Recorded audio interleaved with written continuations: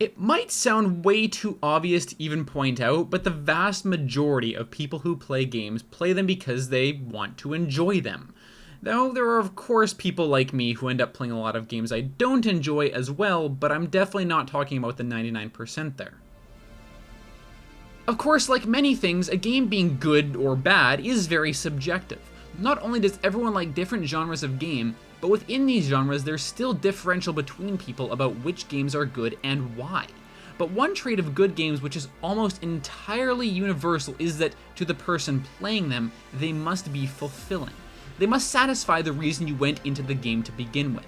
No matter how many best game lists are topped by Ocarina of Time, if you're expecting an action horror game or a deep character exploration, it will disappoint you.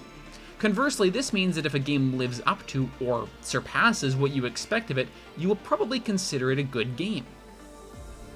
So, in the context of the literal hundreds and hundreds and hundreds of games that I've played on this channel, which ones would I consider to be most fulfilling and thus the most enjoyable? Well, in order to talk about that, I have to warn you there will indeed be many, many spoilers ahead. But with that aside, let's go ahead and dive right into the top 7. Number 7, Moonlight.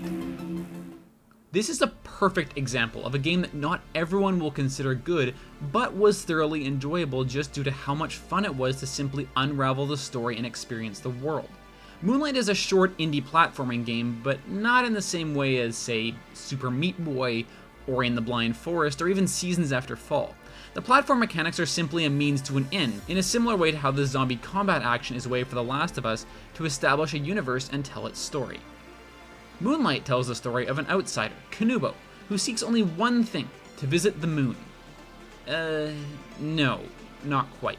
In Moonlight, our protagonist arrives in a village by no explicable means and is immediately rejected by those already living there. Through Kanubo's actions, the player must seek to gain the trust of the village in order to have them help him achieve his lofty goal. The world of Moonlight is immediately immersive despite its low-resolution graphics. The colors are well crafted and Kanubo's personality is established right off the bat. The characters he meets and the challenges he encounters are interesting and unique, and by ripening the character as he interacts with the world, the player can feel more engaged and understand the character better. The one difficulty I had with this game was that sometimes the dialogue droned on a little long. There's only so many times you can hear a back and forth goodbye before it gets a little tiresome.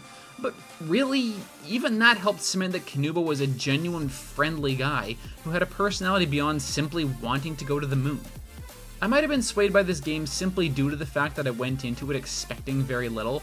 However, as I mentioned in my worst games video, indie games should be pure expressions of their developers, and there's no doubt that the developer of Moonlight was able to give a genuine, heartfelt experience, which in the end felt very fulfilling. While certainly not the best game I've played, it was deserving enough of a spot on this list for simply being so immersive, engaging, and rewarding. Number 6, Lost in Vivo. All things considered, I'd say I'm a fairly big fan of the Silent Hill games, most notably Silent Hill 2 and Silent Hill 3. I've even played them on my channel. The atmospheres they create are just so immersive and horrific that I found myself unable to play for more than a couple hours at a time, and they frequently made me unable to sleep through the night. Lost in Vivo captures that essence very, very well, more than I had initially conceived. I was recommended this game by Menthu, who is definitely a bigger fan of Team Silence games than I am, which prepared me for the likelihood that this game was pretty good. But it wasn't pretty good. That's like calling pepperoni pizza okay, or saying US politics are a little imperfect. Lost in Vivo was one of the most immersive, intense horror experiences I've ever undergone. There were only two things I didn't really like about this game. The first is that the opening is a little cliché, overdone, and standard. You begin in a sewer with no real backstory. However, given that the game is a demo, this is pretty forgivable. My only other issue was that one of the puzzles didn't really present like a puzzle and was totally optional but looked required. Aside from those two things, the game was astounding. It did a fantastic job of building up a false sense of security and at the same time making you feel like something was going to happen, and then, surprise! Nothing happens. The way it toys with your psyche as you wander the halls is an incredible way to terrify the player, namely me. But what's more impressive is what this game does not do. It doesn't follow the quick and dirty tactics of throwing easy scares at you or having you stalked by some cliche monster. It's careful to develop its atmosphere well and add unique elements like this random dog that's with you for half the game. And it's awesome. But the most impressive part of this game is the inner part of the level. The rather monstrous appendages that inhabit the area really help to build the world while simultaneously destroying what's left of your sanity. This part of the map is just so bleak, rusted, and intense that I can't help but liken it to Silent Hill 3's later levels. And not in a they're too similar way, but rather a they screw with my mind about the same amount way. And then as a final little mind screw, the game isn't even done after you finish playing. Not only do the credits play backwards, which is just, what the hell, why are they backwards? But then this happens. I don't like this. I can't see them anymore. Why does the window keep flickering? I don't know. That's a good answer, I guess. Did they die? Should they have died? I don't know. I don't have answers to your questions. I'm sorry. Did I die? Probably not. I think I'm still alive. Maybe, unless you're referring I as in the person that wrote the end happened a long time ago.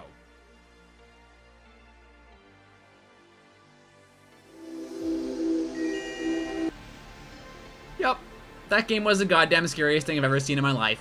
Except maybe the mirror room in Silent Hill 3. But it's a close call. Number 5. The even-numbered Five Nights at Freddy's games.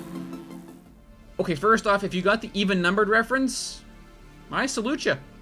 Now, I feel like I have a lot of explaining to do, starting with the fact that yes, this entry is 2 games, because it didn't feel right to put 2 distinct games from the same series as distinct entries in the same list, if that makes sense. But as for the games themselves, Five Nights at Freddy's is something of an enigma. There are different reasons to like each game, and none of them are lesser than any others. Unless you disagree with my point of view, in which case they are clearly wrong. Oh, come on. It was a joke. Jeez. Anyhow, Five Nights at Freddy's 2 was the first refinement of the original game. More than any other game in the series, it seems to be a direct successor to the game before it, and while it introduces some new mechanics, it keeps the feel and goal of the game almost identical. You're a security guard in your office with the animatronics coming to get you from multiple directions, and you must go into full-on defensive mode to survive. And honestly, I think that's what I liked so much about the second installment. Still straightforward, still intense, and still with some pretty good jump scares, and yet, the game became so much more advanced. You had to focus on a bunch of new things, the puppet, Balloon Boy, and also having a giant freaking hallway in front of you because apparently doors are for losers. With the game remaining so familiar and yet feeling so much better than the original, it remains the Five Nights game of which I've made the most episodes, 8, 2 of which were made for the sole reason of me enjoying the game so much. Now what's odd about Five Nights at Freddy's 4 is that I love it for the exact opposite reason. Rather than being a refinement of the preceding games or a mechanical improvement, it's actually a stark diversion from them. When I first saw the promotional material for Five Nights at Freddy's 4, I thought I would hate it. This game completely misses the point of Five Nights, I said. Why the hell am I in a bedroom? This makes no freaking sense. But I went into it with a reasonably open mind, and despite all of that, the game felt familiar. It had our good old animatronic friends, Freddy, Bonnie, and Chica in various forms, and introduced a brand new take on them, turning them into nightmarish beasts. This, of course, led to my favorite part of the game, the jump scares. While in previous games there were some pretty good scares, this one by far has the best ones. And then oddly one of the worst ones. It's weird, huh?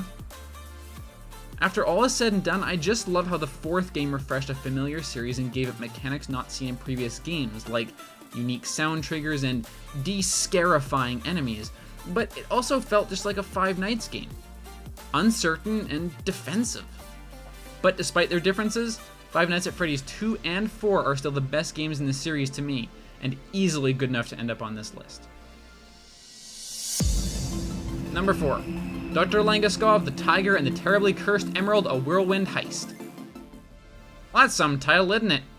Anyhow, this game was directed by William Pugh, a major contributor to the remake of the Stanley Parable, which is a fantastic game that, while I haven't played on the channel, I absolutely love. A lot. And this game, which I will simply refer to as a Whirlwind Heist for my sanity's sake, plays with a very similar style and sense of humor. It's sadly only a 15-minute game, but hey, the game is free. So there's that. Honestly, I really don't think I can do much justice for this game with words. You play as a voiceless character who simply interacts with the world around him, while a voice talks to you about what you're doing and what hell you hath wrought upon the world. You can choose to mess with him, or choose to go along with what he says, allowing the dialogue to mold to the world you create. And it's charming, and it's funny, and it's so meta. The amount of love that went into this game shows. The director genuinely wanted to make the game comedic and silly, while also giving the player the freedom to make choices, even if they don't have any real consequences, typically. Just the ability to choose your own path and elicit your own responses makes the game feel much more interactive and alive, which is a fantastic trait for any game to have. But I can't really say much more without just attempting to recite the game, and that can honestly only annoy everyone watching this video. So for the sake of my sanity and your enjoyment, I'd honestly recommend you just check out the Let's Play video, and trust me when I say this charming little game will not soon be forgotten, even if its title will be. Number 3, Full Moon Rising. Menthus to blame for this one too. I didn't even read the description of this game before I played it. All I knew was the adorable little wolf icon and the assumption from the title that it would be about a werewolf. But man, this game is so much more than that. It's just a short little game, but like Moonlight, this game is crafted with the love and affection that an indie game needs. The humor is outstanding and... okay, I can't describe it. Here, have a few lines from the opening of the game. My heart, you are no common toffer. Surely you do not mean such things. Can't a gal want a good basting in her notch? Yeah, bow chicka wow wow. This is what you desire, wolf parts and such. Ew. Yes, that is exactly what I want. Look at those hearts. Wolf parts all up in this. All up in my business. You see what I mean? Not 2 minutes in and the game has already established a brilliantly creative mood for its characters and story. And from there on out, it does not disappoint. The gameplay itself is largely platforming, though there is a notion of combat and death. And no, those aren't complaints. Consequences and high stakes make the game feel all the more realistic and fun to play. But come on, this game has drunk people puking up beer bottles, flying eels, and a crazy hunter that wishes to see the insides of your poor werewolf become outsides. And then, just in case you weren't having enough fun already, the game ends with a DDR-style challenge of playing Pop Goes the Weasel, which, when you beat it, makes the moon explode. It brings a whole new meaning to a climax of a game. It's just an all-around creative, enjoyable, brilliant game that I had far too much fun with, and that's about the best thing a game can do to me. Number 2. Outlast and its Whistleblower DLC. This game is its own brand of horror. I mean, yeah, sure, other games have done the gore-sploitation thing and essentially shocked the hell out of you into being scared, but Outlast feels like a truly unique combination of 20% sneaking around, 20% creepy moments, 10% exposition, and an earth-shattering 50% running around like a goddamn maniac doing anything in your power to not have your intestines ripped out and held up as battle trophies. Honestly, something I find is true of almost every horror game out there is that it's not as good the second time you experience it. While I truly enjoyed playing Silent Hill 2 a second time for the story and for James' character, it wasn't as scary because I knew a lot of what was going to happen, and more importantly, what wasn't going to happen. The first Five Nights at Freddy's was the same for me. I'd seen it played already, and so I knew, say, Foxy's tricks before I even started. It did ruin some of the horror aspect for me. Not so with Outlast. I'd seen this game played no less than 5 times by different people before I played it on my channel. And yet, as I ran in terror from Chris, Walker, or Traeger, I felt no less intensity or fear than I would have the first time. This game is so good at flustering you, losing you in the world, and surprising you with the random encounters that the horror throughout is just absolutely incredible. And that's why this is one of the horror games I actually still strongly recommend even if you've seen the entire Let's Play series. And the brutal pain continues and worsens in Whistleblower. While yes, it's cool that it introduces some brand new gore, some of the most grotesque shit I've ever seen in a game, it also continues the pure descent of terror, of being hunted by these maniacs. But not only do I love the horror of these games, the story is a treat too. Even though the ending of the original Outlast game was a bit of a downer, it was still a highly enjoyable ending and ended with a bang, literally. The best part is that the story is simple enough that you don't even need to read all the notes to get it. The world tells the story for you. The story of Whistleblower is awesome too, being tied in quite closely with the original story. At certain moments you can actually see the events of Outlast occurring while playing Whistleblower, which, while not all that strange, is quite cool. Like, holy shit, I was just there! And the ending of Whistleblower, at least to me, gave off all the fulfilling vibes that were victim to the downer ending of the original story, so that was nice too.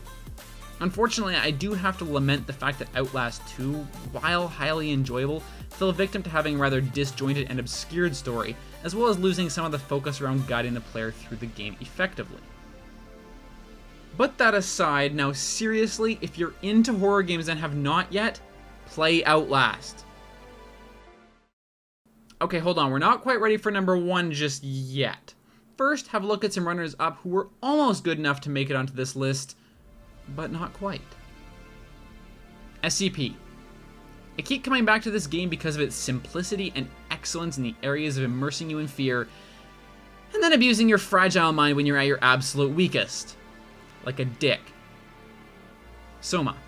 While this game did not have great horror gameplay or even much originality, the way it presented its story, characters, and eventual moral question was fascinating and well worth playing for.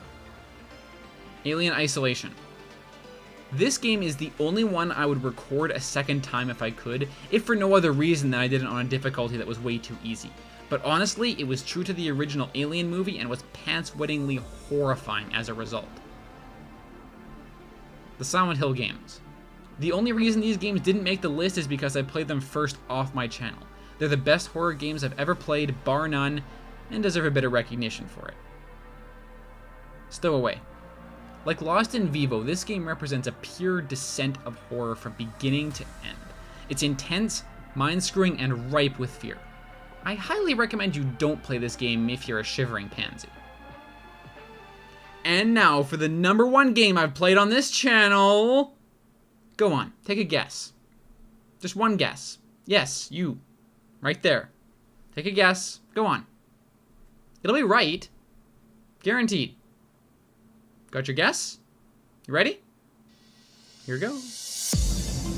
Number 1. Undertale. I told you you'd guess right. I mean, it had to have been obvious, right? This is the most heartwarming game I've ever even heard of. And though it's not my favorite game of all time, it certainly is one of the most fulfilling and one of the most purely wonderful experiences out there. By the way, since I feel like it's necessary, I will warn everybody one more time that this will indeed contain many spoilers. Suggested by Menthu, 3 strikes and you're out, buddy. I originally played the demo back when the Kickstarter was just becoming a thing. And honestly, the game didn't feel that special. It was a cute little game with a neat little setup and a unique boss at the end, plus some interesting meta quirks. I still was interested in playing the full game when it came out, but man, it was so much more than what I thought it would be. Having a bit of knowledge about the game, I explicitly aimed for a pacifist run, and that is just... It was so many feels, okay? From the tutorial battle all the way to... Oh my god, this is gonna make me cry. To finding Azrael watering the flowers at the end, there are just so many heart-wrenching moments of sadness, melancholy, and heartache. Unless you went for a genocide run, you monster. But feels can be good. The game genuinely wants you to connect with and experience the world you're playing. And that feeling is amazing. You want to talk to the characters in the world. You want to make new friends. You want to not only hear what they have to say, but you believe it too. It means something because even though it's a game, some part of them is real to you. These characters and these worlds are crafted with so much love and passion that it's just astounding. The very fact that they give you feels is a reminder of how successful the game is at immersing you with those things. You don't even notice along the way that the game is actually encouraging good values. Good values in my games? Heresy! Independence, tolerance, understanding, bravery, belief in yourself, trust, and above all, love and friendship. No matter how cliche it sounds to say these things out loud, Undertale genuinely passes them on in a truly believable and enjoyable way. As a result, the game varies greatly based on who you are as a person and who you shape your character Frisk to be, and that means that each playthrough is unique as well. There are so many branches, so many ways to play that every single run, pacifist, genocide, or otherwise, is distinct and special. For example, when I battled Papyrus, I failed spectacularly at it because, well, I'd suck at games. But I actually unearthed something that no one I know even knew was possible. If you lose to Papyrus enough times, he explicitly decides that because you love him just that much, he can no longer fight you. And I'm sure you can tell that just from that, the laughs in this game are cosmic. Your funny bone is muddled with as the game plays on many weird things in our everyday lives. And to be honest, I kind of like that muddling. You see this with the ever-burdening Jerry, or the dog guards who would rather slobber on you than stab you, and countless other little scenarios. And of course, the game gets meta as all hell, not just with Flowey and the save mechanic, but with its humor. Undertale is so self-aware of what it is and how people will see it, that even pointing that out is kind of funny. A cube! When not in use, this bed folds into an extremely easy to draw box. And the game has so many modes of play too. Like on the surface it appears as a standard RPG. Even the first couple of fights, if you're not going pacifist, can be pretty standard. But when you fight Undyne, Metaton, Asgore, and anyone else in the game, they all have their own unique play modes. Like, what is this? A green Craziac heart? A blue one. And what does this mean? And that, how am I, what? But what I find most interesting about this is that, unlike with something like Five Nights at Freddy's sister location, the new mechanics are generally introduced in an intuitive way, assuming you've picked up an RPG before. So despite me losing to Undyne like a complete moron, the new mechanics were still fun and enjoyable. And of course, because Toby Fox is a complete monster and the incarnation of all evil, he composed all the music for the game himself. At least to me, hearing his theme at 85% speed is enough to send me on a feels trip all the way to Philadelphia. I really can't say much more about this game because there's only so much words can do to give it justice. Even though Undertale will never sell as many copies as insert next Call of Duty title here, it's still in many ways the hallmark of what good games should be. And for anyone willing to invest their time and emotions in it, it will resonate with said anyone in a truly unique way. I love this game like no other. Well, there you have it. The top 7 best games to complement the top 7 worst. The video containing which, by the way, is in the description below. Which games have you played that have left such a good or bad impression that you can't help but remember them? Drop a comment below and let everyone know. And now, I'm gonna go listen to his theme at 85% speed because I'm a sucker for punishment.